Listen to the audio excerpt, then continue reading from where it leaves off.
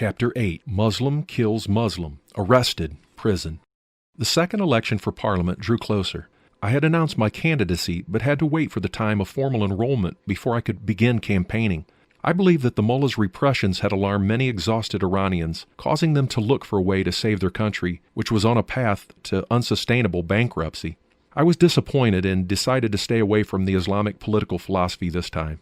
I was trying to align my desires with the nation's cultural wisdom and hoped to rise as an Iranian star along with other Iranian zealots and save the country from the mullah's tyranny.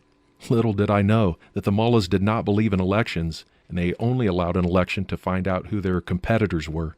Once they identified a rival, they did every vicious thing in their power to destroy them and those patriotic Iranians who genuinely loved their country and wanted freedom. The mullahs did everything they could to stop individuals from uniting people under the umbrella of their national culture. What mattered for them were the values of Islam. They not only showed hostility to the Iranian culture, but tried to destroy its power to unify the various communities of the nation. At this time, we started to dig into our country's history and unearth the politics of the ancient-day Arabian Islamists who dominated our country. The motto they spread around was that Islam was perfect and Islamism could give them everything. Because of this, the people desired to adopt the religion Islam. The truth was the Arabs invaded Iran, but found they could not rule over this developed nation easily. To dominate every aspect of Iranian life, they used a similar tactic to what our contemporary mullahs used before the revolution of 1979. They too had promised prosperity and a peaceful and respectful Islam, which later destroyed the peace of the nation and treated the Iranians as second-class citizens. Deep in our hearts, we were so sorry that we had not investigated the Islamists' political philosophy and were not wise enough to see the mullahs' deceits. We trusted their empty words and thought that their values would give us more than the kingdom of the Shah. Their post-revolutionary attitudes caused us to blame ourselves for opposing the Shah, under whose kingdom we had a measure of freedom and were able to call ourselves Iranians. Now, not only did we lose the hope of freedom under the mullah's dictatorship, we lost the hope to live. Freedom of speech became something imagined, which we could only long for under their suppression. Not only this, our families were living in horror. Any time we heard the bell on our gate ringing, we would think that it could be religious guards come to take us somewhere unknown. Our homely comforts were giving way to increasing fear and horror. Soon enough, it was my turn to be abducted and taken away. My wife and I and our 3-year-old daughter went to visit my in-laws in the city one night. A man with several guards went to my mother's house, saying that he had come from Rash, the capital city of our state Gilan, and wanted to discuss the upcoming election with me. Unable to speak Persian, my mother called my older brother to speak with the man. When my brother informed him where I was, he asked my brother to take him and his companions to me. My brother drove his own car and they followed him. When they reached the house, my brother was thanked and told that he could go.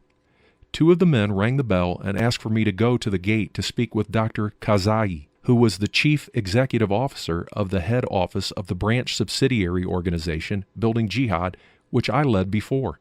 Out of respect, my brother-in-law asked them to come in and have a cup of tea with us. My brother-in-law came and told me 2 guards are at the gate saying that Dr. Kazai is parked in his car and wants to speak with you. Dr. Kazai and I respected each other, and he was aware of the mullah's hatred of me. I went to the gate and asked the guards, "Where is Dr. Kazai? My goodness, why is he not coming in?" One of them responded, "We are only accompanying him. He's in the car. He does not have much time. Would you please come to the car and have a short chat with him? We have to go as soon as possible." I went to the car, looked in, and saw the other 2 guards, but Dr. Kazai was not in the car. I immediately realized I had a problem. I said to the 2 young guards outside, "Dr. Kazai is not in the car." They said they were Kazai's friends and had come to convey a message. They wanted me to get into the car, but I refused. As I started to walk away, they brought out their guns from under their coats, put them to my head, and pushed me into the car.